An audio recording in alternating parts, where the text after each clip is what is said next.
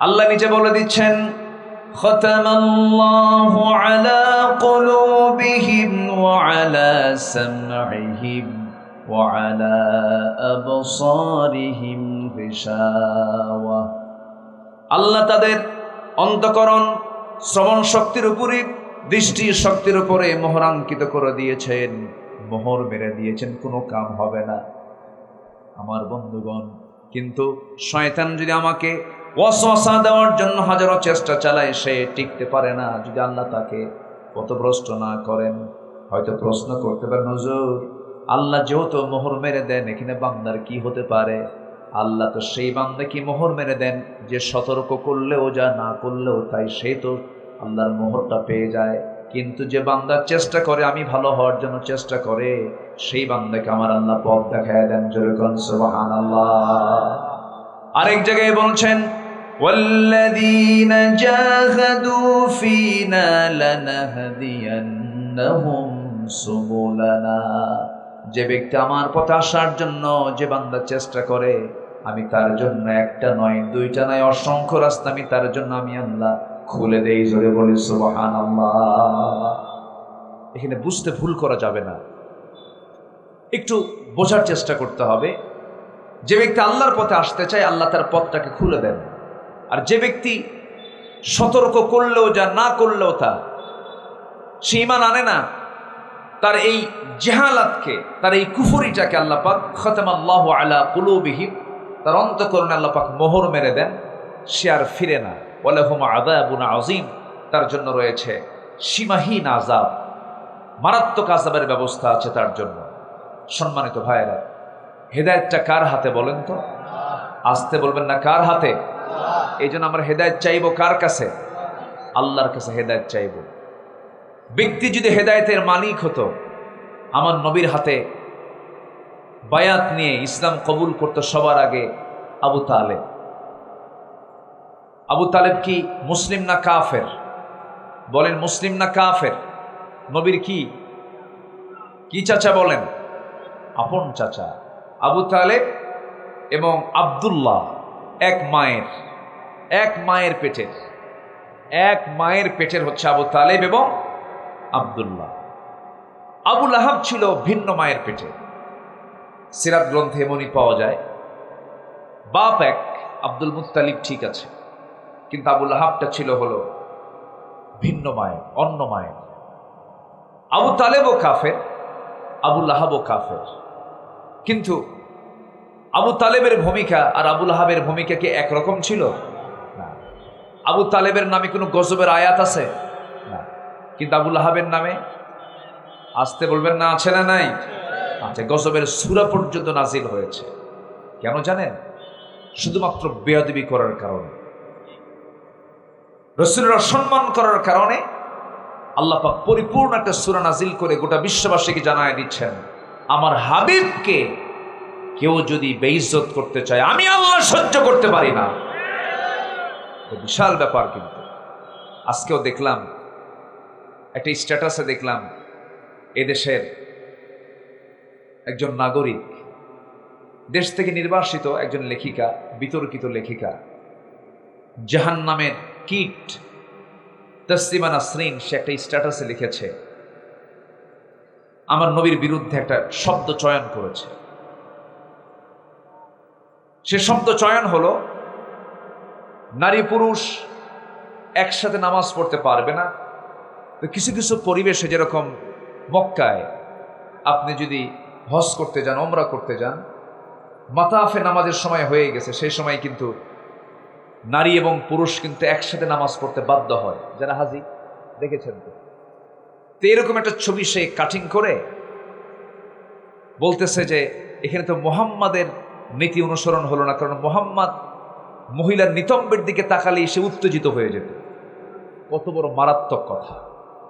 এই সমস্ত কথাগুলো এখনো আসে, আমাদের কানে চলে আসে। ইসলামিক গভর্নমেন্ট যদি থাকতো, ইন্টারপোলের মাধ্যমে এই সমস্ত বদমাইশদেরকে ধরে এনে ফাঁসির মঞ্চে ঝুলিয়ে মারা হতো। রাসূলকে মুহাব্বত আল্লাহ তাআলা কি পরিমাণ করেন, কি পরিমাণ মুহাব্বত! আমরা নাম ধরে যখন কথা বলতে যাই তখন আমাদেরকে বলা হয়, এই তো 16 বছর বলছে, আমাদেরকে বলতে দেয়নি তো। মঞ্চে উঠলেই আমাদেরকে কথা থামিয়ে দেওয়ার চেষ্টা করা হতো। ডান পাশে বাম পাশে কিরামন কাতিবিন বসে রাখত, প্রশাসনকে হ্যালো হ্যালো করত, কত যে চাপ দিত, কত যে জিম্মি করে রেখেছিল এই সমস্ত মাহফিলগুলো। আজ তারা কোথায়? শিক্ষা নাও, শিক্ষা নিয়ে সামনে এগিয়ে চলো, হেদায়েতের পথে আসো। আমরা প্রতিশোধ পরায়ণ নই, রাসূল আমাদের প্রতিশোধ পরায়ণ হতে বলেননি। আমরা ক্ষমা করতে জানি, কিন্তু ইসলামের বিরুদ্ধে কথা বললে জিহ্বা টেনে ছিঁড়বো আমরা। এই ক্ষেত্রে কোনো আপোষ করা যাবে না। সম্মানিত ভাইয়েরা, আবুল আহাব রাসূলকে প্রকাশ্যে গালি দিল। আল্লাহ পাক আবুল আহাবের নামে নিজে আল্লাহ পাক গালি দিলেন। আল্লাহু আকবার বলো। যদি কেউ বলে ওয়াজের মধ্যে ব্যক্তির নাম আসে কেন, কোরআনের মধ্যে আবুল আহাবের নাম আসে কেন? কথা ঠিক কিনা বলেন? অনেকে বলে না, মাহফিলের মধ্যে আবার হাসিনার নাম আসবে কেন, মাহফিলের মধ্যে অমুক নেতার নাম আসবে, মাহফিলে কোরআনের মধ্যে আবুল আহাবের নাম কেন আসে? কথা ক্লিয়ার? কথা ক্লিয়ার কিনা বলেন? হ্যাঁ, আবুল আহাবের নাম আসছে, ফেরাউনের নাম আসছে, হামানের নামও আসছে,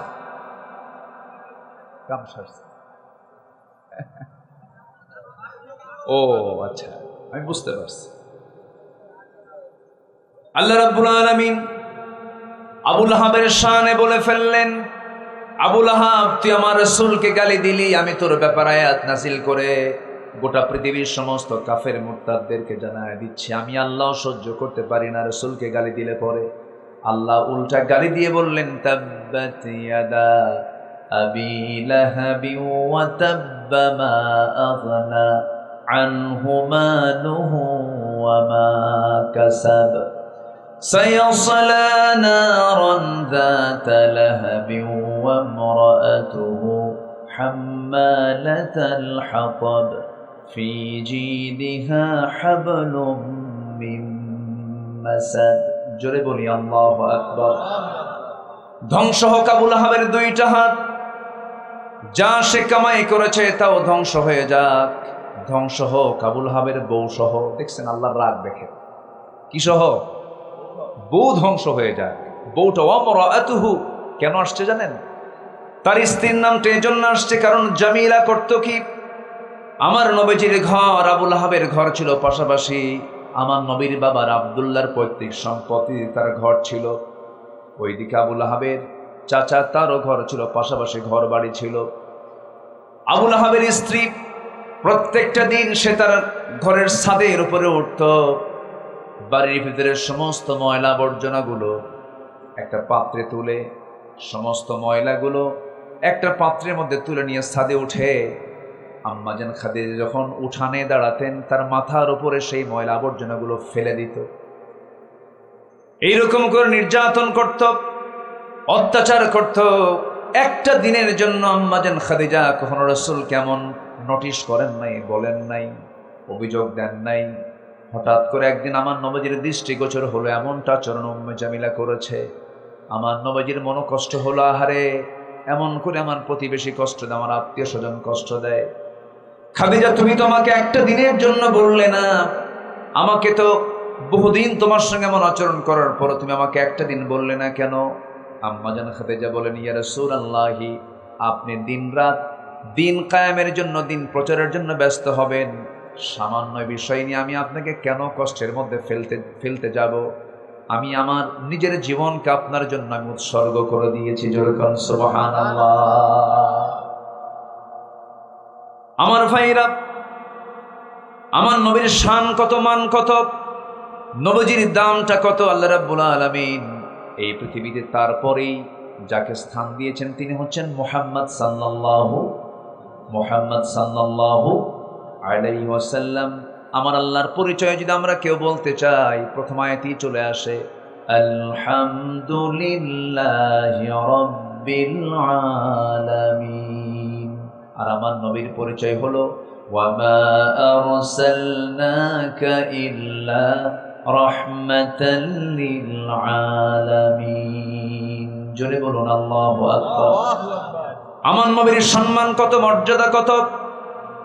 নবীজি আকাশের চাঁদের দিকে তাকায়া শুধু নখটা উঁচু করেছেন, নবীর নখের ইশারায় আকাশের চাঁদ দ্বিখণ্ডন হয়ে গেছে। যেরকম সুবহানাল্লাহ। আবু তালেব এই সমস্ত দৃশ্যগুলো দেখেছে। আবু তালেব এই দৃশ্যগুলো দেখার পরেও ইসলাম কবুল করতে তিনি পারেন নাই। শুধু এই দৃশ্যই দেখেন নাই, সিরাত গ্রন্থে আসছে নবীর যখন জন্ম হলো, রবিউল আউয়াল মাসে তার জন্ম হলো।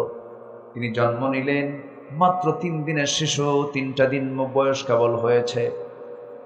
আবু তালেব রাসূলের সামনে একদিন দাঁড়িয়ে দাঁড়িয়ে বলতেছেন, ও মুহাম্মদ, আমি তোমার সামনে কিছু কথা বলতে চাই। কথাগুলো কতটুকু সত্য আমি জানি না, তুমি আমাকে একটু বলে দাও তো, তুমি তো আল্লাহর নবী। চাচা আপনি বলেন। এবার আবু তালেব বলতেছেন, ভাতিজা মুহাম্মদ, তুমি যখন জন্ম নিলে 3 দিন 3 রাত মাত্র তোমার বয়স। আমি তোমাকে দেখতে গেলাম, তোমাদের বাড়িতে ঢুকলাম। বাড়িতে ঢোকার সঙ্গে সঙ্গে দেখে তুমি একা শুয়ে আছো, তোমার পাশে কেউ নাই। চাঁদনি আকাশের নিচে তোমার মা তোমাকে শুইয়ে রেখেছে। তোমার মার দিকে তাকায় দেখি ডুকরে ডুকরে কাঁদতেছে, তার চোখে পানি। বারবার সে কান্নায় ভেঙ্গে পড়ছে, হাই হতাশ করছে, কান্নাকাটি করছে। কিন্তু তোমার পাশে সে বসে না, তোমাকে সময়ও দেয় না। সেই সময় তুমি একাকী চাঁদনি আকাশের নিচে তুমি শুয়ে আছো, হাত পা নড়াচড়া করছো। আমার নবীজি বলেন, চাচা এরপরে কি দেখলেন বলেন? এরপরে আবু তালেব বলছেন, ভাতিজা মুহাম্মদ, আমি এই সময় দেখতে পেলাম তোমার পাশে কেউ নাই, তোমার মা তোমাকে সময় দেয় না। সেই সময় লক্ষ্য করে দেখি আকাশের সেই চাঁদটা, তুমি যখন তোমার ডান হাত বাম দিকে নিয়ে যাও, আকাশের চাঁদটা বাম দিকে চলে যায়। তোমার বাম হাত যখন ডান দিকে নিয়ে যাও, চাঁদটা বাম দিকে চলে যায়, ডান দিকে চলে যায়। আবার যখন তোমার দুটো হাত নিয়ে যখন নিচের দিকে, হাত দুটা নিচের দিকে নিয়ে আসো, তোমার হাতের সঙ্গে ইশারা করে করে আকাশের চাঁদটা তোমার কাছাকাছি চলে আসে। তোমার হাতের ইশারায় চাঁদ ডান দিকে যায়, বাম দিকে যায়, নিচের দিকে নেমে আসে। আমি কি এটা ভুল দেখেছি না সঠিক দেখেছি বলো তো ভাতিজা মুহাম্মদ? আমার নবীজি কাঁদা কাঁদা কণ্ঠে বলছেন, চাচা, জন্মের পূর্বে বাপকে হারাইছি। আমার মা আমাকে যখন প্রসব করলেন, সন্তানটা কোলে নিয়েই মনে মনে চিন্তা করলেন, আহারে সন্তান তো দুনিয়াতে আসলো, এই সন্তানকে যার কোলে আমি তুলে দেব, সেই স্বামীটি দুনিয়াতে বেঁচে নাই। স্বামীর কথা তার বারবার মনে হচ্ছিল, স্বামীর কথা মনে হচ্ছিল বারবার। আমার মা আমাকে কোলে নেন, স্বামীর কথা বারবার মনে পড়ে যায়। এই জন্য আমাকে নিতে পারেন না, আমাকে সঙ্গ দিতে পারেন না, তার কষ্টের পরিমাণটা বেড়ে যায়। ওই সময় আমার মা আমাকে দূরে দূরে রাখেন বলে আমার শূন্যতা দূর করার জন্য আল্লাহ রাব্বুল আলামিন কয়েকটা রাত আকাশের চাঁদ আমার জন্য খেলনা বানায়া দিয়েছিলেন। জোরে বলি সুবহানাল্লাহ।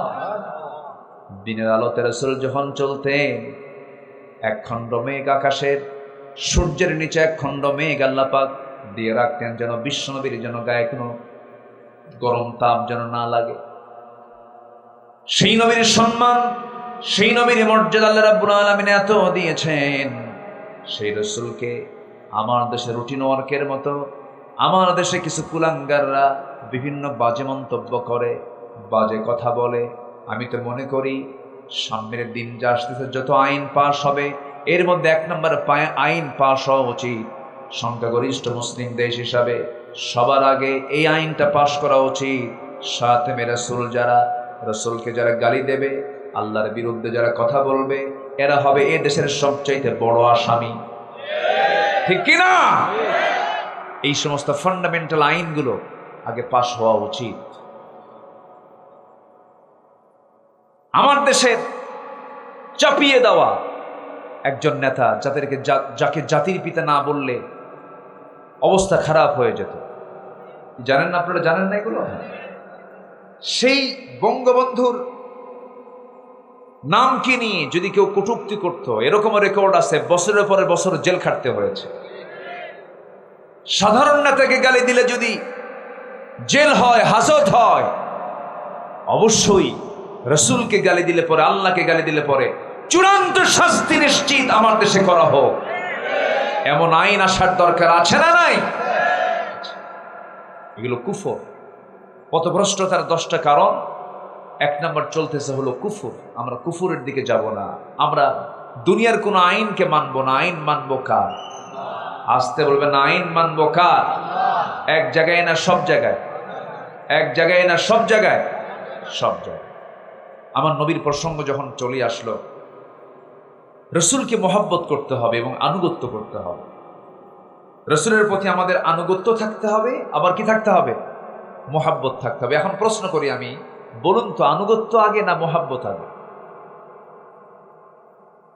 অনেকে চুপচাপ আছেন, হুজুর আপনি কন, বলেন আনুগত্য আগে, ইত্তেবা আগে, আনুগত্য আগে না মহাব্বত আগে? এই মনির ভাই জান কই? কোথায়? কোনো যাওয়া নাই তো, বসে যাচ্ছেন নাকি আপনারা? মঞ্চ থেকে তো যাওয়া যাবে না। মঞ্চ থেকে একজন গেলে ওটা আবার ফলো করবে যে উনি যখন গেল আমিও যাই। এই জন্য আমি মঞ্চে বসলে যারা বসে আমি তাদেরকে উঠতে দেই না, একটু বসে। আমি খুব বেশি সময় নেব না, আর একটু সময় আমি চেয়ে নিচ্ছি, একটু থাকেন। আমি একটা ধারণা দিয়ে পথভ্রষ্টতার কারণগুলো কি কি এটা বললেই আমাদের জন্য লাইন ক্লিয়ার হয়ে যাবে, তাই না? লাইন ক্লিয়ার হবে না? লাইন ক্লিয়ার হয়ে যাবে। এতক্ষণ কিন্তু একটা বিষয় স্পষ্ট হলো যে আমরা দল করবই, সেই দল হতে হবে অনিসলামী দল না ইসলামী দল? বলেন বলেন বলেন বলেন। যে বলে আমি কোনো দল করি না, ওটা মানুষই না। যে বলে আমি নিরপেক্ষ, হলো হিজরা। হিজরা আছে না? এরকম কিছু লোক আছে না? নাই? যে বলে আমি নিরপেক্ষ হচ্ছে সবচাইতে বড় শয়তান ওটা। নিরপেক্ষের জন্য জান্নাত নাই। পক্ষ একটা নিতে হবে, সেটা হচ্ছে শয়তানের পক্ষ না আল্লাহর পক্ষ? আল্লাহর পক্ষ। এটা ক্লিয়ার হওয়া। আল হালালু বাইয়িন ওয়াল হারামু বাইয়িন। হক স্পষ্ট, বাতিল স্পষ্ট। হালাল হারাম দুটো স্পষ্ট করে দিয়েছেন তিনি কে? দুনিয়ার কিছু পার্থিব প্রাপ্তির জন্য আপনি বলবেন ভাই আমি কিছু বুঝি না, ভাই আমি কোনো দলই করি না, ওই লোকের মতো মারামারি লাগছে দললিন আর জল্লিন গ্রুপ, দুই দিকে দুই লাঠি, মাঝখানে সলিমদ্দি গলির মাঝখানে পড়ে গেছে। ওদিক থেকে দললিনের লাঠি, এদিকে জল্লিনের লাঠি, দুই লাঠি যখন মাথার উপরে পড়ছে, এই তুই কি দললিন না জল্লিন? ভাই আমি দললিন জল্লিন, আমি নামাজই পড়ি না। না, আমাকে একটা পক্ষ ধরতেই হবে। সেই পক্ষ হবে কার পক্ষ? সেই দল হবে কার দল? আল্লাহর দল নিয়ে আল্লাহ বলছেন, দেখেন কি বলেন। আল্লাহ রাব্বুল আলামিন বলেন, وَمَن يَتَوَلَّ اللَّهَ وَرَسُولَهُ وَالَّذِينَ آمَنُوا فَإِنَّ حِزْبَ اللَّهِ هُمُ الْغَالِبُونَ। যারা আল্লাহর দল করবে, আল্লাহর দলই বিজয়ী হয়ে যাবে। কারণ আল্লাহর দল কখনো পরাজিত হতে পারেই না, কখনোই না। বদর যুদ্ধে বিজয় দিয়েছেন তিনি আমার কে? আসতে বলুন না, তিনি আমার কে? মক্কা বিজয় দিয়েছেন তিনি আমার কে? সে আল্লাহ আছেন না নাই? অবশ্যই বিজয় কার হাতে? আসতে বলবেন না, কার হাতে? চেষ্টা করব আমরা, সাহায্য করবেন কে? আমার দেশে যত আইন আছে সমস্ত আইনকে আমরা প্রত্যাখ্যান করে আমরা আইন চাবো কার? রসুলকে আল্লাহ পাক দুনিয়াতে কেন পাঠালেন, কি জন্য পাঠালেন? কোরআনকে প্রশ্ন করুন, কোরআন জবাব দিচ্ছে একাধিক জায়গায়। এক জায়গায় বলতেছেন মহান রব্বুল আলামিন, হুয়াল্লাযী আরসালা রাসূলাহু বিল হুদা ওয়া দীনিল হাক্কি লিইয়ুযহিরাহু আলাদ দীনি কুল্লিহি ওয়া কাফা বিল্লাহি শাহীদা ওয়ালাউ কারিহাল মুশরিকুন। জোরে বলুন আল্লাহু আকবার। রাসূলকে এই দুনিয়াতে পাঠানোর উদ্দেশ্য হলো শুধু নামাজ নয়, শুধু রোজা নয়, শুধু হজ নয়, শুধু যাকাত নয়। রাসূলকে আল্লাহ পাক কেন পাঠিয়েছেন? পাঠানোর উদ্দেশ্য হলো এই দুনিয়াতে যত আইন আছে, দুনিয়াতে যত বিধান আছে, সমস্ত বিধানকে পরাজিত করে সেই বিধানগুলোর উপরে কার বিধান বিজয়ী করা? কার আইন বিজয়ী করা? বলেন, কার আইন বিজয়ী করা? আমরা সুদ চাই না যাকাত চাই? বলেন বলেন। আমরা সমাজে দেখতে চাই সুদের চিত্র না যাকাতের চিত্র? আমরা কি সমাজে জেনা দেখতে চাই না বিয়া দেখতে চাই? বলেন, জেনা না বিয়া? অবৈধ না বৈধ? বৈধ দেখতে চাই। আমার বন্ধুগণ, জেনা আছে যেখানে, গজব আছে সেখানে, মদ আছে যেখানে, অসুস্থতা আছে সেখানে, সুদ আছে যেখানে, সেখানে গজব আছে সেই জায়গায় নিশ্চিত, কোনো সন্দেহ নাই। এই জন্য এই সুদ থেকে, এই মদ থেকে, এই জেনা থেকে, এই সমস্ত অপকর্ম থেকে বাঁচার জন্য এই জমিনে দুনিয়ার সমস্ত আইনকে প্রত্যাখ্যান করে আইন প্রতিষ্ঠা করতে হবে কার? আমার নবীজির উপরে যখন এই দায়িত্ব দেওয়া হলো, নবীকে আল্লাহ রাব্বুল আলামিন এই দায়িত্ব দিয়ে দুনিয়াতে পাঠালেন। নবীজি মক্কার মাটিতে আসলেন, 40 বছর পর্যন্ত তার বিরুদ্ধে কোনো মানুষের কোনো ক্লেম নাই, বরং রাসূলকে আল আমিন বলা হলো, as-সাদিক বলা হলো, সত্যবাদী বলা হলো। সবাই তার প্রশংসায় পঞ্চমুখ। অনেক ভালো মানুষ, সত্যবাদী মানুষ, আমানতদার মানুষ, কোনো ক্লেম ছিল না। কিন্তু যখন তিনি নবুয়ত পেলেন, জাবালে নূর থেকে যখন কোরআনটা তার কাছে নাজিল হয়ে গেল, এই কোরআন নামক কিতাব নিয়ে যখন তিনি চলে আসলেন জাবালে নূর থেকে, যখন তিনি বললেন লা ইলাহা ইল্লাল্লাহু মুহাম্মাদুর রাসূলুল্লাহ, সবাই বলুন আশহাদু আল্লা ইলাহা ইল্লাল্লাহু ওয়াহদাহু লা শারীকা লাহু ওয়া আশহাদু আন্না মুহাম্মাদান আবদুহু ওয়া রাসূলুহু। যখন তিনি এই কালিমা নিয়ে যখন তিনি চলে আসলেন, ওই আবু লাহাব খেপে গেল, উতবা সাইবা খেপে গেল, সবাই ক্ষিপ্রতা নিয়ে তার সামনে দাঁড়ায় গেল। কিন্তু নবীজি কি তার পথ থেকে এক চুল পরিমাণ নড়াতে পারলো না। নবীজির দাওয়াত অনড়ভাবে তিনি দাওয়া শুরু করে দিলেন। সবার কম বেশি ইতিহাসগুলো জানা আছে। আমার নবীজি সেই জাবেলে নূর থেকে নূরটা নিয়ে আসলেন, আলোটা নিয়ে আসলেন। সেই প্রথম দাওয়াতটা তিনি দিয়েছেন বাইরের মানুষকে না ভিতরের মানুষকে বলেন? ভিতরের মানুষকে আগে দিয়েছেন, ইনডোরে কালিমার দাওয়াত দিলেন।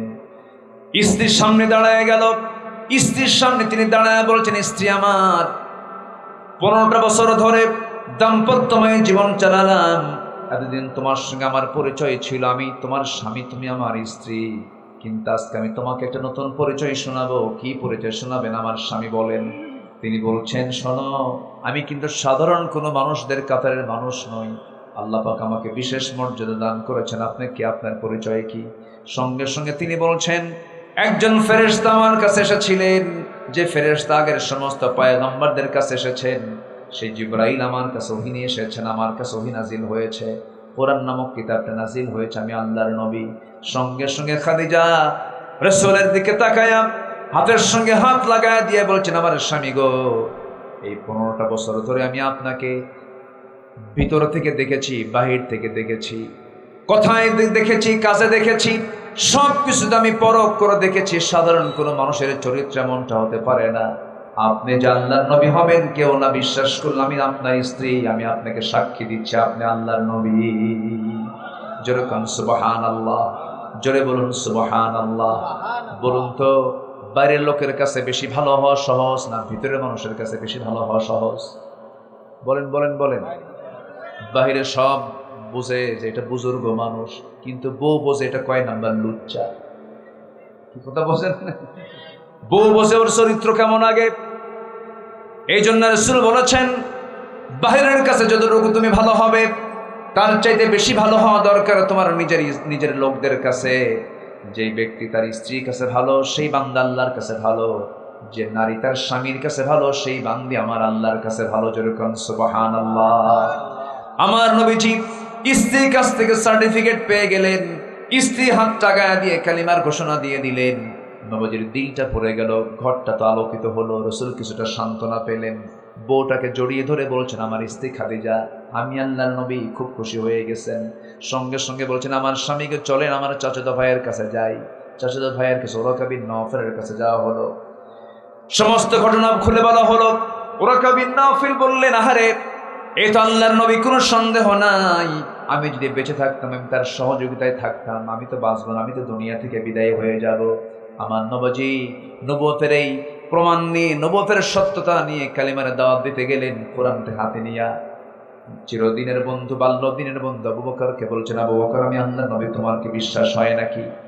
সাইয়েদনা আবু বকর রাদিয়াল্লাহু তাআলা আনহু চোখের পানি মুছতে মুছতে বলছেন, আমার বন্ধুরে, একটা দিন যার মুখ থেকে অযাচিত কোনো কথা বলতে শুনলাম না, একটা মিথ্যা কথা বলতে শুনলাম না, যার কথার দ্বারা কাজের দ্বারা কোনো কষ্ট কোনোদিন পেলাম না, তুমি যে আল্লাহর নবী হবে কোনো সন্দেহ না, আমাকেও তুমি কালেমা পড়ায় দাও। আমার নবীজি যে রাত্রে ইসরা করেছিলেন, মক্কা থেকে তিনি বাইতুল আকসা পর্যন্ত গিয়েছিলেন, মসজিদে হারাম থেকে মসজিদে আকসায় গিয়েছিলেন, মেরাজ করেছিলেন, আর শাহিন সফর করে এসেছেন, জান্নাত দেখেছেন, জাহান্নাম দেখেছেন। মাত্র দুনিয়ার 29 সেকেন্ড টাইমের ভিতরেই তার সব কিছু হয়ে গিয়েছিল।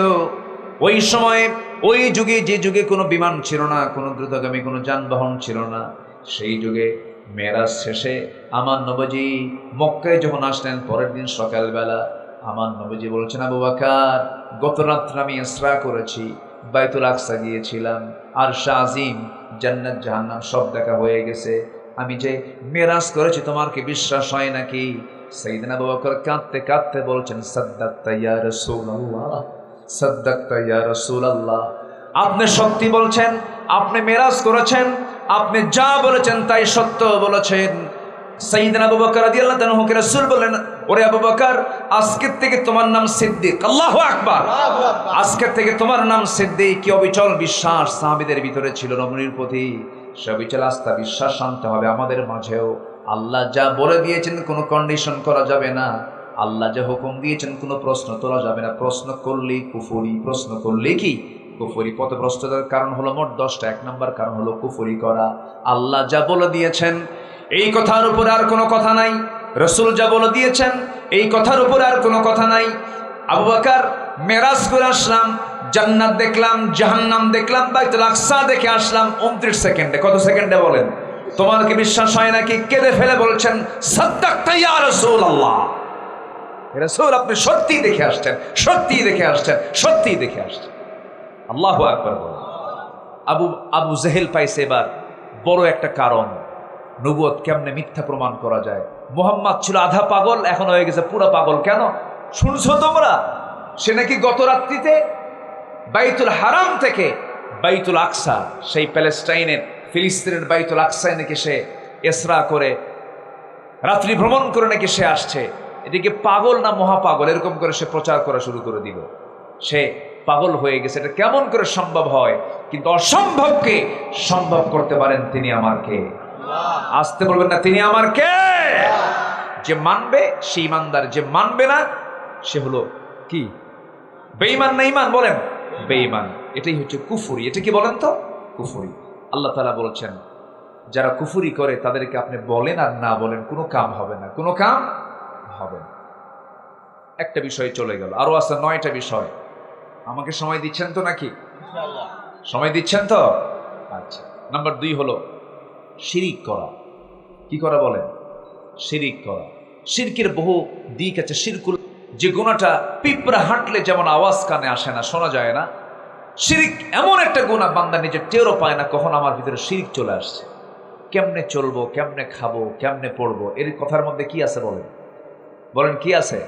আমাকে চালাবেন কে? আমাকে খাওয়াবেন কে? আমাকে খাওয়ান কে? বলেন তো, আমাকে আল্লাহ ডাইরেক্ট খাওয়ান না? অনেকে বলে আমি না খাইলে আল্লাহ কেমনে খাওয়ায়? আল্লাহ ডাইরেক্ট খাওয়ান। আমরা খাবার দুটা অঙ্গ দিয়ে আমরা গ্রহণ করি, একটা হচ্ছে মুখ দিয়ে, আরেকটা হচ্ছে নাক দিয়ে। নাকের খাবারটা কে খাওয়ান? সরাসরি কে খাওয়ান বলেন? যে বলে আল্লাহ খাওয়ান না, নাকটা চেপে ধরবেন। নাকটা কি করবেন? চেপে ধরবেন। তাহলে বোঝা যাবে যে আল্লাহ খাওয়ান কি খাওয়ান? আল্লাহ সরাসরি খাওয়ান, কেউ খাওয়ায় না। খাওয়ান কে? আল্লাহ। কোন খাওয়াটা বেশি জরুরি বলেন? মুখেরটা না নাকেরটা? বলেন কোনটা বেশি খাওয়া জরুরি? যেটাই জরুরি সেটাই ফ্রি। যেটাই জরুরি সেটাই কি ফ্রি। সূর্যের আলো কি বলেন দরকার? কেমন দরকার? বলেন বলেন বলেন। একদম জরুরি। আল্লাহ পাক এটাকে ফ্রি করে দিয়েছে। নাকের খাবার জরুরি, একদম ফ্রি করে দিয়েছে। আল্লাহু আকবার বলেন। তিনিই তো খাওয়ান, তিনিই তো রাজ্জাক। তিনি আমাকে চাঁদের আলো দেন, তিনি আমাকে সূর্যের আলো দেন, তিনি আমাকে অক্সিজেন দেন, তিনি আমার সমস্ত খাবারগুলো সরবরাহ করেন। জমিতে ধান লাগায় আসি আমি, ধানগুলো বড় করে দেন কে? বলেন বলেন কে? আনতুম তাজরাউনাহু আম নাহনুস সারিউন, তুমি চাষ করো না, উত্তম চাষী হলাম আমি আল্লাহ রাব্বুল আলামিন।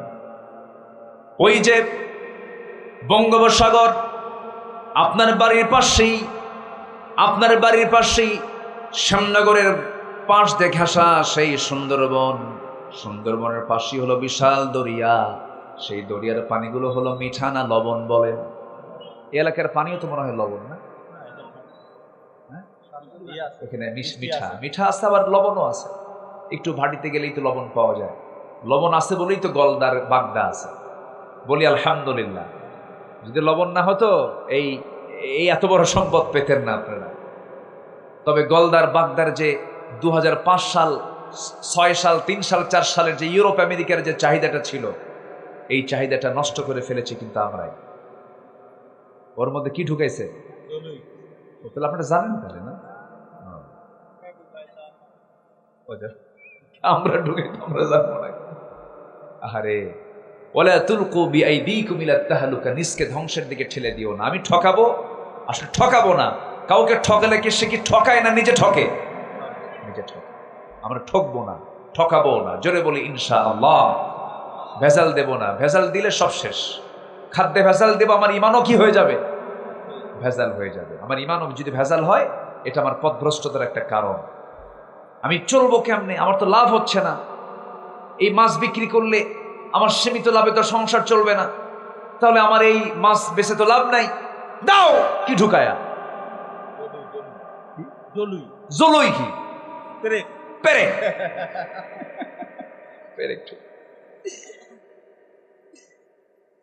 টেকনাফে মাহফিল আমার, টেকনাফ কক্সবাজারের একদম বঙ্গোপসাগরের লাস্ট, ওটা হচ্ছে সেন্ট মার্টিন দ্বীপ যেদিক দিয়ে যেতে হয়, টেকনাফে মাহফিল। ওখানে এক হাজী সাহেবের সঙ্গে আমার দেখা। বললাম আপনি কি করেন? কে বাবা আমি তেমন কিছু করি না, আমি একটু দানার ব্যবসা করি। দানা, বিসি। কি এটা? কে? ইয়াবা। কিসের বলেন? কিসের এটা? ইয়াবা। আমি বললাম যে আপনার হাজী সাহেব মানুষ, আপনি এটা করেন কেন? কে বাবা এটা তো আমি নিজে খাই না, তুমি মানুষকে খাওয়াই। সে কি করে? পাপ কি যে পাপ না মনে করে সে বড় ফাসিক, ঠিক কি না? যে পাপকে বোঝে না যেটা পাপ, ওটা আরেক গোমরা, ওটা বলা আলা পথভ্রষ্টতা। এটা সম্মানিত ভাইয়েরা, এগুলো করা যাবে না। ইমানদার এগুলো কাজ করতে পারে না। এই যে খরস্রোতা, এই বিশাল লবণ, এই লবণ পানি যখন আল্লাহ পাক ফিল্টারিং করে যখন আকাশে তোলেন, ওটাকে লবণ থাকে? কি হয়? কেমনে হয়? কেমনে হয়? মেশিন কই? মেশিন দেখা যায়? তাহলে মেশিন যদি দেখা না যায়, যে মেশিন দেখা যায় না, সেই না দেখা মেশিনকে বানাইছেন কে? সে আল্লাহকে আপনি দেখবেন কেমনে দুনিয়াতে? কথাটা বুঝেন আপনি? অনেকে কয় যে দেখি না আল্লাহকে, বিশ্বাসটা করবো কেমনে? আল্লাহকে দেখা দিলেই তো হতো। এই যে ইনু ইনু যেটা পড়ে আছে, কমিউনিস্ট পার্টির নেতা, ওদের দলের মূল ম্যানিফেস্টো হচ্ছে আনসিন ইজ নাথিং। যা দেখা যায় না বিশ্বাস করা যায় না। এই 16 বছর তার মুখে একটাই জিকির ছিল, হলো জঙ্গি। কি ছিল বলেন তো? জঙ্গি। কিছু হলেই জঙ্গি। এই খুলনা বিভাগে তার বাড়ি, এই যে আছে, সমস্যা নেই, খুলনা বিভাগে তার বাড়ি, ভেড়ামারা বাড়ি। আমার মনে হয় তার মেম্বার ইলেকশন করার মতো জনসমর্থন তার ছিল না। 16 বছর ছিল নির্ধারিত, মানে জোর করে কেড়ে নেওয়া এমপিত্ব সে গ্রহণ করেছিল। এই 16 বছর শুধু আলিমদেরকে গালিগালাজ করেছে। আহমদ শফি রাহিমাহুল্লাহর মতো মানুষকে তেতুল হুজুর বলে আখ্যা দিয়েছে। যেরকম নাউজুবিল্লাহ, এরকম করে করে অনেক কিছু করেছে। এই সমস্ত বদমাইশদের মূল ম্যানিফেস্টো হলো যা দেখি না বিশ্বাস করি না। আল্লাহর অনেক কিছু আমরা দেখি না। এই যে মাইকে কথা বলছি, বিদ্যুৎ কাজ করছে, বিদ্যুৎ কি দেখা যায়? মার পেটে ছিলাম 10 মাস, দেখছেন কে কে? কেউ দেখছেন? দুধ খাইছে 2 বছর, মনে আছে কার? কম কার মনে আছে? তাহলে আমাকে বলে দিয়েছে একজন, তো এটা তোমার মা, বিশ্বাস করছে। পেটে ছিল 10 মাস, বিশ্বাস করছে। দুধ খাইছে 2 বছর, তাও বিশ্বাস করছে। তাহলে না দেখে যদি আমার মাকে বিশ্বাস করতে হয়, আমার মায়ের দুধ পানকে বিশ্বাস করতে হয়, যারা বলে আনসিন ইজ নাথিং, যা দেখা যায় না বিশ্বাস করা যায় না, ওরা ওদের মাকেও বিশ্বাস করে ওদের থিওরি অনুযায়ী। তাহলে আমরা আল্লাহকে বিশ্বাস করি দেখে না, না দেখে? না দেখে। আমরা আল্লাহকে দেখবো জান্নাতে গিয়ে, জোরে বলি ইনশাআল্লাহ। কোথায় গিয়ে দেখবো বলেন? কোথায় গিয়ে? নবীরাই দেখতে পায় নাই। একজন নবী দেখতে গিয়ে পারেন নাই দেখতে, সে কোন নবী বলেন? খুব চেষ্টা করেছেন, সারা জীবন তিনি অডিও কলে কথা বলেছেন, মাঝে মাঝে কথা বলতেন অডিও কলে। একদিন বলে ফেরেন, আল্লাহ অডিও কল তো দিলাম বহু, একটু শখ হচ্ছে একটু ভিডিও কল মারবো। কি বুঝতেছেন কি কথা? একটু ভিডিও কলে কথা বলবো। আল্লাহ বললেন যে মুসা, তুমি চেষ্টা করলেও কাম হবে না, ভিডিও করার অপশনই নেই। আল্লাহ আমি একটু চেষ্টা করে দেখি। উনি যা বলতেন তা করে ছাড়তেন। আল্লাহ বললেন ঠিক আছে, চেষ্টা যখন করবা তুর পাহাড়ে আসো। তুর পাহাড়ে গেছেন, আল্লাহকে দেখার চেষ্টা করেছেন, পেরেছেন? এই চর্মচক্ষু দিয়ে আমরা আল্লাহকে দেখতে পাবো না, তবে জান্নাতের চোখ যা হবে, জান্নাতের চোখ দিয়ে আমরা আল্লাহকে তৃপ্তি ভরে দেখতে পাবো। জান্নাতে গিয়ে আমরা আল্লাহর সঙ্গে কথাও বলবো। আল্লাহ বলছেন, বান্দারে তোর সঙ্গে সাক্ষাৎ আমার হবে জান্নাতে। নাম্বার 2 শর্ত হলো, শিরিক যে করবে সে পথভ্রষ্ট। আল্লাহ বলছেন, শিরিক মুক্ত হয়ে আমার কাছে আসো, আমি তোমার সঙ্গে সাক্ষাৎ করবো। যেরকম সুবহানাল্লাহ। কুফরি করলে দেখা করব না, শিরকের কাজ করে সাক্ষাৎ হবে না। আল্লাহ রাব্বুল আলামিন বলেন, ফামান কানা ইয়ারজু লিকাআ রাব্বিহি ফালইআমাল আমালান সালিহান ওয়া লা ইউশরিক বিইবাদাতি রাব্বিহি আহাদা। আল্লাহ বলছেন, বান্দারে আমার সঙ্গে যে ব্যক্তি সাক্ষাৎ করতে চায় সে যেন শিরকের কাজ না করে। শিরকের কাজ না করে যদি নেক আমল করে আসতে পারে, আমি আল্লাহ নিজে ওই বান্দার সঙ্গে জান্নাতে সাক্ষাৎ করবো। যেরকম সুবহানাল্লাহ। আমার সঙ্গে সাক্ষাৎ করার জন্য প্রস্তুত আছেন কে? আসতে বলবেন না কে? আল্লাহ। কিন্তু শর্ত হলো শিরিক মুক্ত হয়ে যেতে হবে এবং ভালো নেক আমল নিয়ে যেতে হবে। ওই বাগদা চিংড়ির মধ্যে কি ঢুকানো যাবে না? পেরেক ঢুকানো যাবে না, কারো জমির আইল ঠেলা যাবে না, ওজন কম বেশি করা যাবে না, অন্যের বউ নিয়ে মজা করা যাবে না, আকাম কুকাম করা যাবে না। অন্যের বউ নিয়ে মজা করা লোক আছে না? নাই, আছে। নিজের বউ ভাল লাগে না, নিজের বউ ভাল লাগে না, আকাম কুকাম করে বেড়ায়, শয়তানি করে বেড়ায়, এগুলো করা যাবে না। ইমানদার এগুলো করবে না। ইমানদার এগুলো করলে ইমান থাকে না, তখন সে পথভ্রষ্ট হয়ে যায়, ফুসুকি হয়ে যায়, সে ফাসিক হয়, সে জালিম হয়, ঠিক কিনা? আমার বন্ধুগণ, আল্লাহ রাব্বুল আলামিন বলেন, বান্দারে তুমি চাষ করো না, আমি আল্লাহ নিজে চাষ করি। সুন্দর করে তুমি ধান লাগায় দিয়ে আসো, সেই ধানের পানির দরকার। গতকালকে আল্লাহ পানি দিছিল, দেয় নাই? মন খারাপ করছেন মনে হয় আপনার? মন খারাপ করছেন? পানির দরকার আছে না নাই? এই সংসারটা কার? দুনিয়াটা কার? বিশ্বের সবার সভাপতি কে? এই গোটা পৃথিবীর সমস্ত প্রাণীকুল কে চালান? জমিন কে চালান? পাহাড় কে চালান? সমতল কে চালান? 7 সমুদ্র কে চালান? পানি কখন দরকার কখন দরকার না কে জানেন? আমার আপনার চিন্তা করার দরকার আছে? আবার গতকালকে কিন্তু এরকম লোক আছে বলার, তোমরা দিছো মাহফিল, আসছে বৃষ্টি, রহমত নাই, রহমত নাই, এরকম বলার লোকও কিন্তু আছে। গতকালকে আমার মাহফিল ছিল, সেখানে বৃষ্টিও হয়েছে, তারা আবার ইনডোরে মাহফিল করেছে। একজন ভাই এসে বলতেছে, হুজুর আমার বউ কয় যে তোমরা মাহফিল দিলে এমন দিন যেদিন বৃষ্টি আসলো, আসলে আল্লাহর নজর তোমাদের উপরে ভালো নাই। বুঝলেন? এগুলো কুফুরি কথা, এই সমস্ত কথাগুলো বলা যাবে না। বৃষ্টির ফায়সালা কার বলেন? আরো জোরে বলবেন, কার? আল্লাহ। বৃষ্টি হলো গতকালকে, আজকে মাহফিলও হলো, 2 রহমতই হলো। আলহামদুলিল্লাহ। আমরা যে সিদ্ধান্ত নেব, আল্লাহর সিদ্ধান্ত তার চাইতে কি খারাপ হবে না ভালো হবে? ভালো হবে। আমরা সন্তুষ্ট। আমরা কি অসন্তুষ্ট নাকি? বলি আলহামদুলিল্লাহ। আল্লাহ বৃষ্টিটা কোন জায়গা থেকে নিয়ে আসলেন দেখেন। আল্লাহ বৃষ্টির পানিটা নিয়ে আসলেন হলো বঙ্গোপসাগর থেকে। বঙ্গোপসাগর থেকে পানিগুলো তুললেন। অবশ্যই মেশিন আছে, সেই মেশিনটা আমাদের চোখে ধরা পড়ে না। সেই মেশিন দিয়া ফিল্টারিং করে দুনিয়ার সব জায়গার পানির মধ্যে কম বেশি আর্সেনিক পাওয়া যায়, দোষ পাওয়া যায়। ওই পিরোজপুরের পানি খাওয়া যায় না, বরিশালের পানি পান করা যায় না, আবার এই আশাশনি শ্যামনগরের পানিগুলো তেমন পান করা যায় না। সেই বৃষ্টির পানিগুলো ধরে রাখতে হয়, পান করতে হয়। কিন্তু আল্লাহ রাব্বুল আলামিন ওই সমুদ্রের পানিকে ফিল্টারিং করে সুন্দর করে যে বাষ্পীয় আকারে তুলে নিয়ে ওয়াটার সাইকেল করে পানি চক্রের মাধ্যমে যে পানিগুলো তুলে নিলেন, সেই পানির মধ্যে আজ পর্যন্ত কোনো গবেষক কি কোনো জার্ম খুঁজে পেয়েছে নাকি? বিন্দু পরিমাণ কোনো কিছু পাইছে নাকি? পায় নাই। বঙ্গোপসাগরের পানিটাকে আল্লাহ রাব্বুল আলামিন সুন্দর করে তুলে নিয়া বাতাসের সাথে বাষ্পীয় করে ওই পঞ্চগড়ের তেতুলিয়ার সলিমুদ্দিন মিয়ার জমির 4 শতক ধুলাই মলিন জমিনটাকে সুন্দর করে ভিজায় দিয়া সিক্ত করে সবুজ শ্যামল বানায় দিয়েছেন তিনি আমার কে। তাহলে চাষিকে সেই পানি যে তুললেন পাইপ দিয়া, পাইপ সিস্টেম হলে পরে বিমান কি চলতো আকাশে? পাইপ সিস্টেম, বঙ্গোপসাগর থেকে একটা পাইপ যাবে ওই পঞ্চগড়ে আকাশ দিয়া, তাহলে আকাশ পথ সব খালি কি দিয়ে ভরা থাকতো? পাইপ দিয়ে ভরা থাকতো। কিচ্ছু নাই, কি সুন্দর করে আল্লাহ পাক সে পানিগুলো তুললেন এবং সে পানিটা সেই পরিমাণ তোলেন জমিন থেকে, সেই পরিমাণ তোলেন যে পরিমাণ দরকার।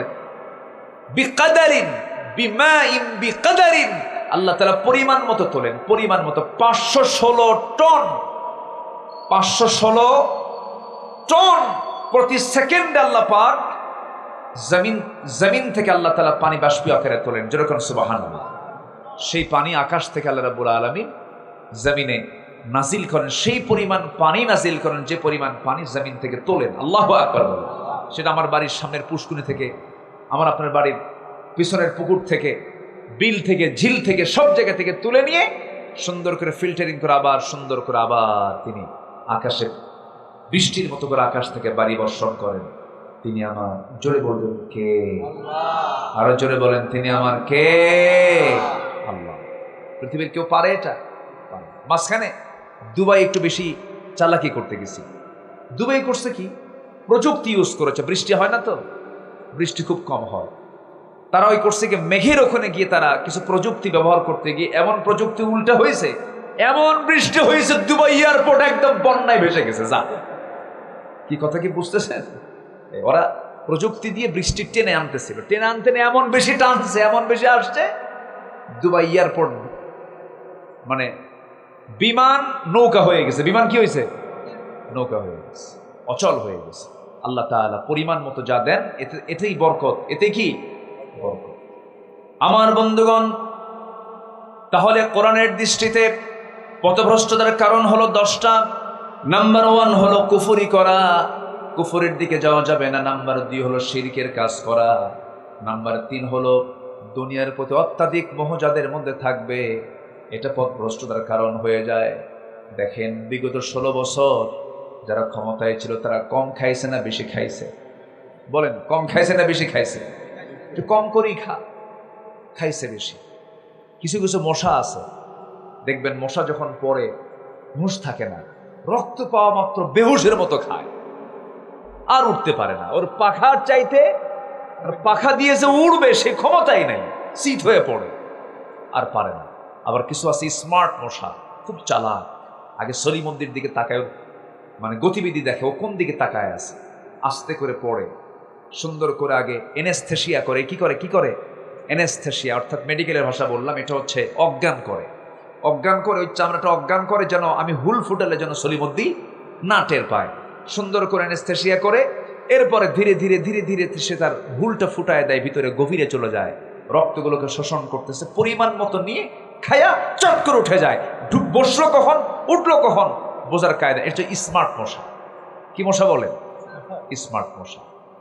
কিন্তু ওই যে ছ্যাঁচড়া মশা কিছু আছে, এমন খাওয়া খায়, হুঁশ নাই, উঠতে পারে না। এই 16 বছর ছিল হলো ছ্যাঁচড়া মশা বলেছে। কি মশা ছিল? ছ্যাঁচড়া মশা। আল্লাহ পাক, ইন্নাল্লাহা লা ইস্তাহি আন ইয়াদরিবা মাসালান মা বাউদাতান, আল্লাহ তাআলা মশার উদাহরণ দিয়েছেন কোরআনে কারীমের মধ্যে। যেরকম সুবহানাল্লাহ আছে না, বাউদাতান, মশার কথা বলেছেন। দেখেন, মশাকে ছোট চোখে দেখার কোনো সুযোগ নেই, মশার উদাহরণ দেওয়ার কারণ আছে। নাম্বার 1 হলো, দেখেন মশা পড়লো, অ্যানেস্থেসিয়া করলো, দেখেন কত আল্লাহ তাআলা তার মধ্যে কতগুলো গুণ দিয়েছেন, তার বাঁচার জন্য সিকিউরিটি দিয়েছেন। অ্যানেস্থেসিয়া করে মশাগুলো রক্তগুলো শোষণ করলো বংশবৃদ্ধির জন্য, প্রজনন বৃদ্ধির জন্য। মশা কিন্তু স্ত্রী মশা কামড়ে, বাউদাতান, স্ত্রীলিঙ্গের কথা আসছে এখানে। এরপরে রাতের বেলা ঘুমিয়ে পড়বেন, রাতের বেলা যখন ঘুমাতে যাবেন দেখতেছেন চতুর্দিকে তাকায় দেখেন আলো দিয়ে, দেখলেন কোথাও কোনো মশা নেই, একটা মশা আপনার চোখে পড়লো না, শুধু লাইটটা বন্ধ করে শুইতে গেছেন, বালিশে মাথা রেখেছেন, 10 মিনিট যেতে না যেতেই 4-5টা মশা এসে কানের কাছে এসে সারে গামা পাদানিসা শুরু করে কিনা বলেন? শুরু হয়ে গেছে। এটা আসলো কোন জায়গা থেকে? লাইট বন্ধ করলাম, ওর চোখ কেমনে ও দেখলো? বিজ্ঞান বলতেছে প্রত্যেকটা মশা 75 থেকে 80 ফুট দূর থেকে টের পায় এটা কোন সলির মধ্যে এখানে শুয়ে আছে, কোন সলির মধ্যে কোন মানুষটা এখানে আছে। 75 ফুট দূর থেকে সে টের পায় এখানে কোনো মানুষ আছে। আল্লাহু আকবার বলেন। কত ফুট দূর থেকে? 75 ফুট দূর থেকে। আবার আমার কানের কাছে, নাকের কাছে এসে যে ভন ভন ভন ভন যে আওয়াজটা হয়, এটা তার কণ্ঠের আওয়াজ না, এটা তার গলার আওয়াজ নয়, ভোকাল কর্ডের আওয়াজ নয়, এটা হচ্ছে তার 2 পাখার আওয়াজ। 2 পাখা দিয়ে সে উঠতে থাকে, নড়তে থাকে। বিজ্ঞান বলতেছে, প্রাণী বিজ্ঞান বলছে প্রত্যেকটা মশা তার হাতের যে পাখাগুলো ঝাপটান মারে, প্রতি সেকেন্ডে তার পরিমাণ হলো 400 থেকে 500 বার। 400 থেকে 500 বার। আজ পর্যন্ত একটা মেশিন আবিষ্কার হয় নাই যে মেশিন একটা মশার পাখার চাইতে দ্রুত গতিতে ঘুরতে পারে। সুবহানাল্লাহ বলবেন না? জোরে বলেন সুবহানাল্লাহ। কাফেররা কয় ফায়াকুলুনা মাযা আরাদাল্লাহু বিহাদা মাসালা, তোমাদের আল্লাহ এই মশার উদাহরণ দিয়ে এখানে কি লাভ পাইছে, দেখ কি লাভ পাইছে। আল্লাহু আকবার বলেন। ছোট্ট মশার মধ্যে আল্লাহ পাক কত কি রেখে দিয়েছে। সর্বশেষ এই মশার কামড় খায় বিদায় নিয়েছিল কে? কে বলেন, কে বিদায় নিয়েছিল? নমরুদের উদাহরণ ঠিক আছে না বেঠিক আছে? কোন মশা খাইছিল? কোন মশা? ন্যাংরা না, অটিস্টিক। কি মশা খাওয়ান? অটিস্টিক। ন্যাংরা তো হয়তো কোনো কারণে তার পা শুধু বিকল হয়েছে, পা শুধু হয়তো ভাঙছে, কিন্তু পা না, ওর মাথা থেকে একদম পা, নার্ভিং প্রবলেম। কি প্রবলেম? নার্ভিং ডিসঅর্ডার, মানে মাথা থেকে পা পর্যন্ত। অটিস্টিক বাচ্চা আছে না কিছু, ওদের মাথা থেকে পা প্রত্যেকটা অঙ্গ প্রত্যঙ্গ গুলো কি অচল, আঁকাবাঁকা, মানে নার্ভিং, মানে নার্ভগুলো সক্রিয় না।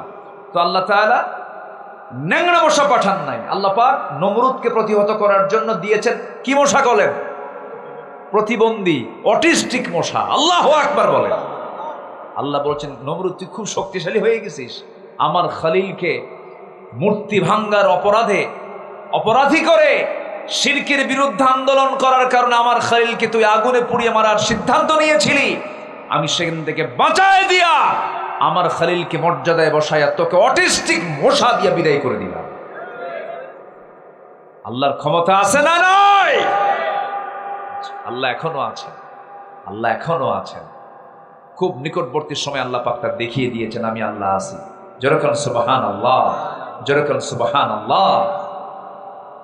বদর যুদ্ধের দিন, এক অসম যুদ্ধ, কোথায় 1000 সৈন্য, অস্ত্র শস্ত্র, ঘোড়া, সব খাবার রসদ সব আছে।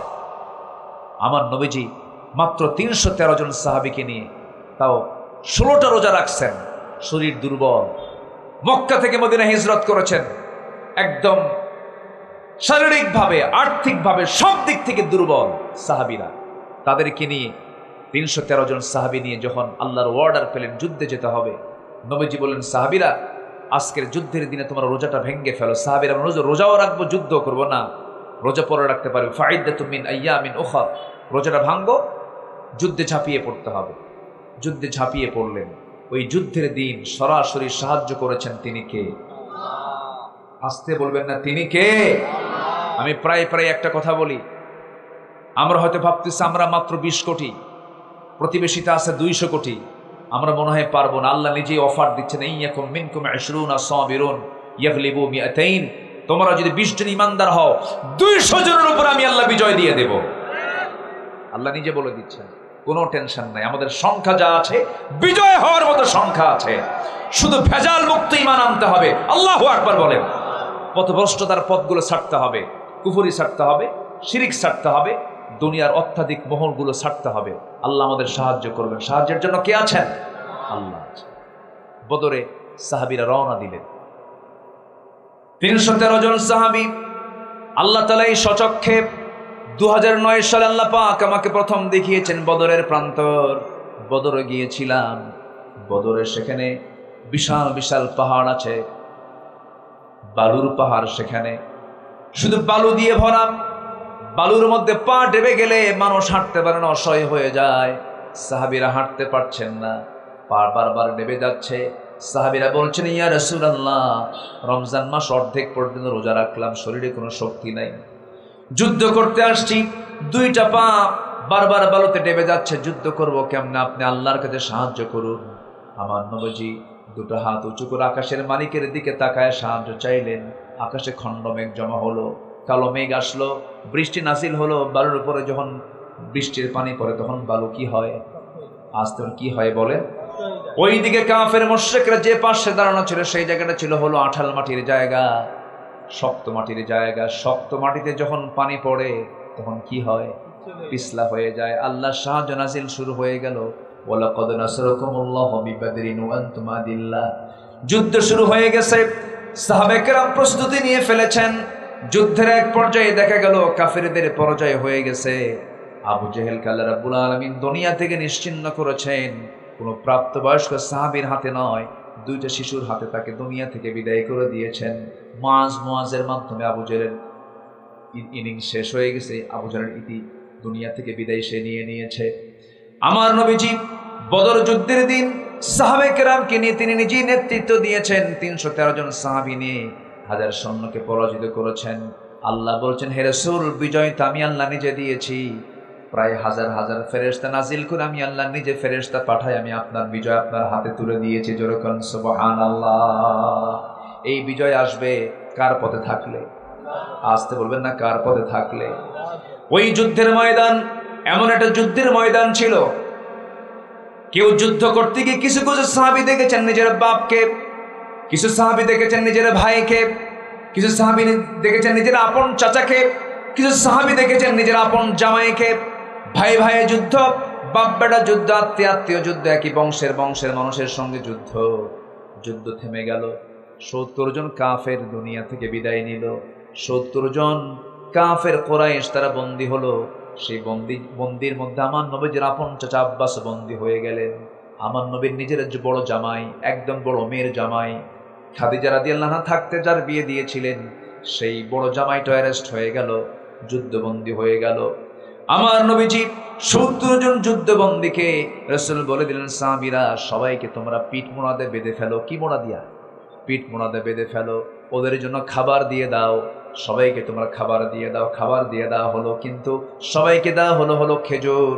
কিন্তু আমার নবীজির জামাই মনে করে, আমার নবীজির আপন চাচা মনে করে, ওই চাচাকে তারা ছাগলের গোশত এবং রুটি, উন্নত খাবারের কিছু ব্যবস্থা করে ফেললো। রাসূলকে বলা হলো, ইয়া রাসূলুল্লাহ, জামাইকে একটু আদর করছি। জামাইকে কি করছি? জামাই একটু আদরেন না?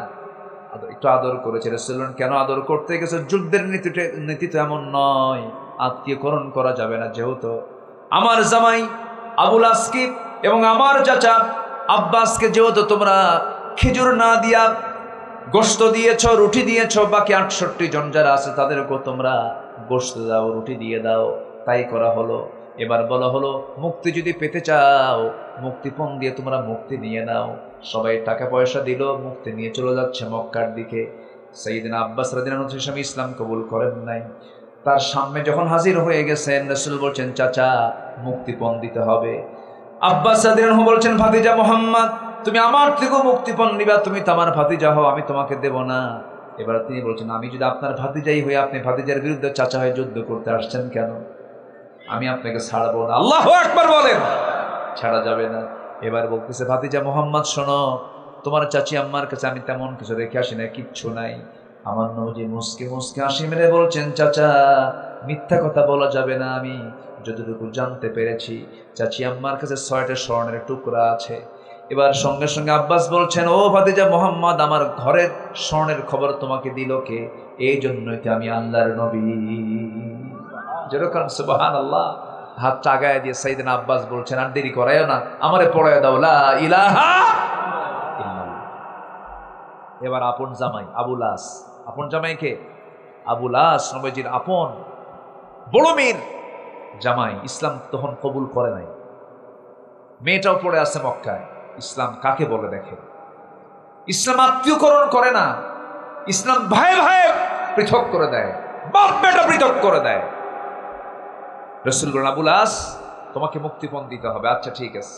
মক্কায় খবর পাঠাইছে, মক্কা থেকে আমার নবীজির বড় মেয়ের স্বামীর মুক্তিপণ হিসাবে একটা গলার লকেট, গলার একটা হার পাঠায় দিয়েছে। প্যাকেটটা খোলা মাত্রই রাসূল সেই গলার হারটা দেখলেন আর কান্নায় ভেঙে পড়লেন। সাহাবীরা বলছেন, ইয়া রাসূলুল্লাহ, সামান্য গলার হারের জন্য বিশ্বনবী কাঁদে কেন? আপনি কেন কাঁদতেছেন? আমরা বুঝি নাই হুজুর, একটু বুঝায় বলেন। রাসূল বলছেন, সাহাবীরা রে, আল্লাহর কসম করে বলি, গলার হার দেখে আমি কাঁদি না, আমি আমার খাদিজার জন্য কাঁদি। কেন খাদিজার জন্য কাঁদেন কেন? এই গলার হারটা পরে থাকতো আমার সামনে, খাদিজা সর্বক্ষণ আমাকে আনন্দ দিত। বিয়ের সময় বড় মেয়ের বিয়ের সময় শখ করে নিজের গলার হারটা বড় মেয়েকে উপহার দিয়ে দেয় আমার খাদিজা।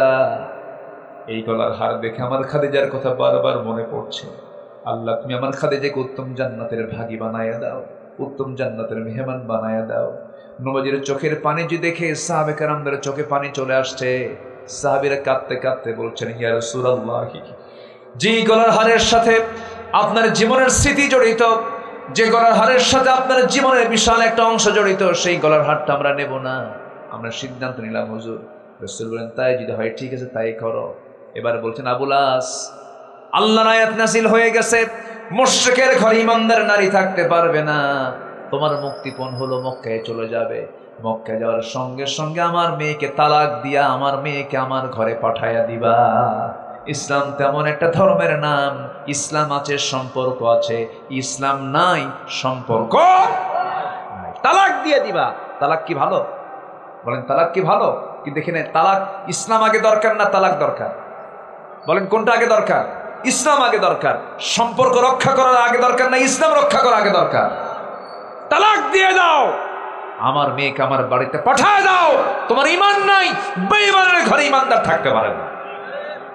আল্লাহু আকবার, আল্লাহু আকবার বলো। আমার নবীজি বলে দিলেন, আবুল আস চলে গেছে। অনেক লম্বা কথা, সময় তো নাই। বলতে হবে, বলতে হবে। মাশাআল্লাহ, বলি আলহামদুলিল্লাহ। বলতে হবে, বলো, ঠিক আছে না? আপনাদের ভাষাগুলো খুব সুন্দর। বলো শব্দটা আপনাদের ভাষার গহনা। ভাত খেয়ে যাবেন বলো, আছে না? ভাত খেয়ে যাবেন বলো। আবার রাজশাহীর মানুষের ভাষার গহনা হলো অতিরিক্ত একটা শব্দ বলে, কোথায় যাচ্ছ গো? গো শব্দটা ওরা বলে। কি করছো গো? কোথায় যাচ্ছ গো? ভাত খেয়েছ বলতেছে।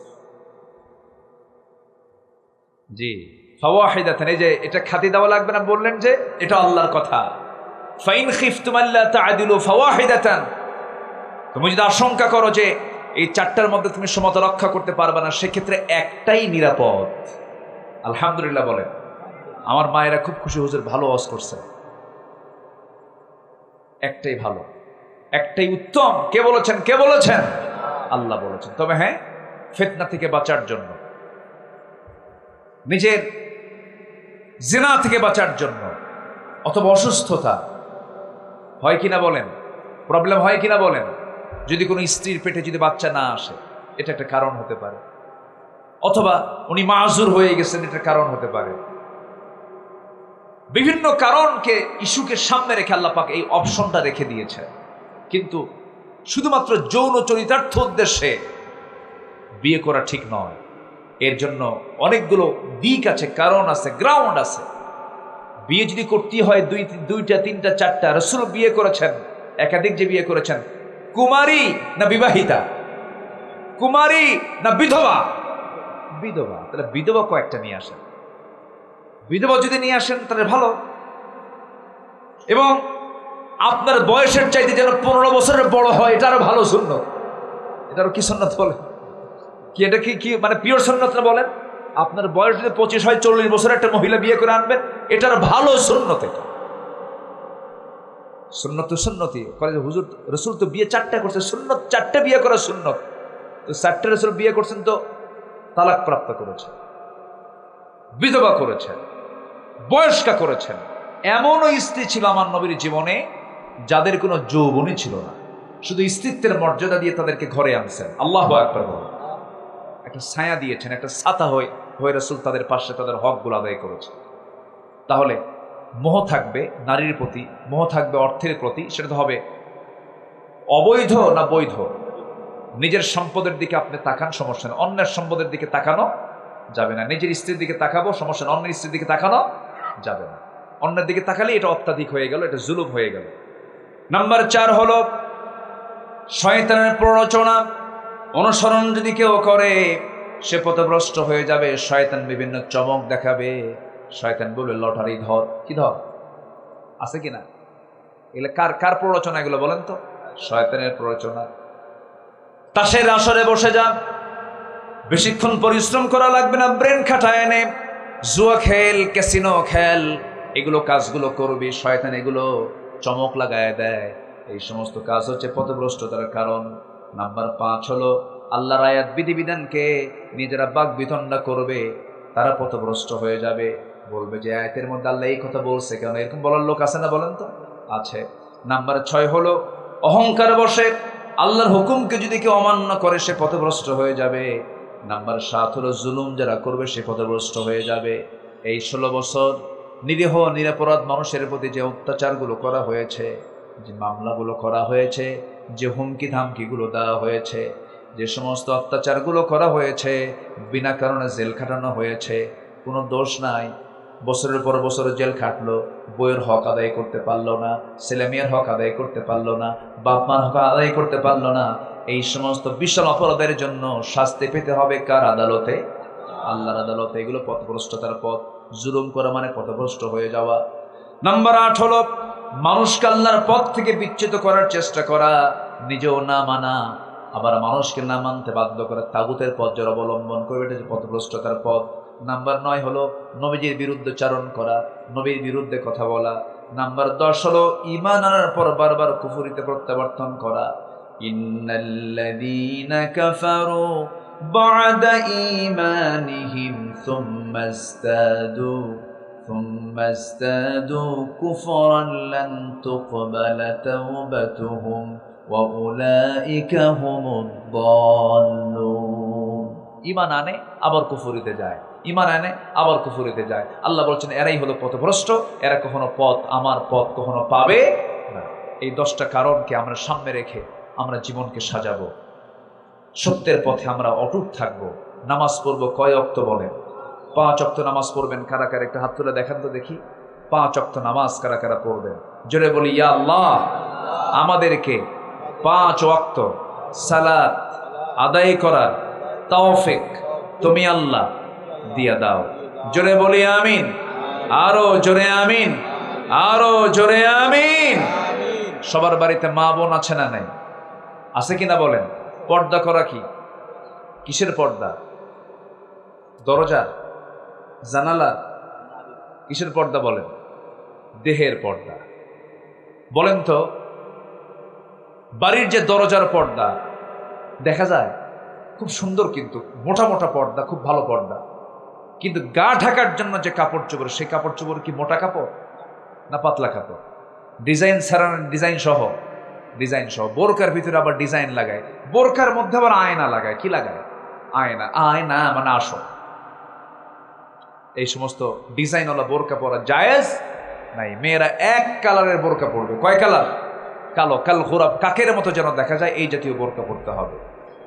এরপরে পর্দার বিষয়টা পুরুষের জন্য যেমন হুকুম, নারীর জন্য তেমন হুকুম।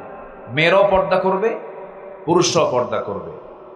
পর্দা মানে শুধু কিন্তু পোশাক না, চোখের পর্দা আছে না নাই? আসতে বলবেন না, আছে না নাই? মন চাচ্ছে তাকাই, এরপরে তাকাচ্ছি না। তাকালেই আমার চোখের জেনা হয়ে গেছে, হাতের জেনা হয়, পায়ের জেনা হয়, অঙ্গ প্রত্যঙ্গের জেনা হয়। এখান থেকে আমাকে বাঁচতে হবে, আমার মা বোনদেরকে বাঁচাতে হবে। একটা নারী চারজন পুরুষকে জাহান্নামে নিয়ে যাবে, স্বামীকে নিয়ে যাবে। অতএব স্বামীকে সচেতন হতে হবে। একটা নারী বড় ভাইকে নিয়ে যাবে, বড় ভাইকে সতর্ক থাকতে হবে। একটা নারী বাপকে জাহান্নামে নিয়ে যাবে, বাপকে অবশ্যই সতর্ক থাকতে হবে। একটা নারী নিজের ছেলেকে জাহান্নামে নিয়ে যাবে, ছেলেকেও সতর্ক থাকতে হবে। এই জন্য প্রত্যেক বাড়িতে মা বোন আছে, প্রত্যেক বাড়িতে স্ত্রী পরিবার পরিজন আছে, মেয়ে আছে। এদের দিকে আমরা সতর্ক দৃষ্টি রাখবো যেন পর্দার জন্য কোনো খেলাফ না হয়। মামাতো বোন, খালাতো বোন, ফুফাতো বোন, এদের সঙ্গে কি দেখা করা জায়েজ আছে? বলেন, দেখা করা জায়েজ আছে? দেখা করা জায়েজ নেই, দেখা করা যাবে না। দুলাভাই প্রশ্নই আসে না। এই সমস্ত জায়গায় কিন্তু খুবই সতর্ক আমরা থাকার চেষ্টা করব। দুলাভাইয়ের হোন্ডায় শালি চড়তে পারবে না, কিন্তু কিছু দুষ্ট দুলাভাই আছে। এই দুষ্ট দুলাভাইগুলো শালিকে ধমক দিয়ে বলে হোন্ডায় তুললো, হোন্ডায় তুলে বউ বাবা কি বলে, শালি মনে মনে চিন্তা করে দুলাভাই মানুষ, গায়ের সঙ্গে গা লাগলে কেমন হয়, একটু গ্যাপ রেখে মাঝখানে ফাঁকা রেখে পিছনে একটু ওঠে। কিন্তু দুলাভাই সামনে যে এমন ব্রেক মারে, এক ব্রেকে গ্যাপ পূরণ। এই পূরণ টুরন করার চান্স দেওয়া যাবে না। খুব সতর্ক থাকতে হবে।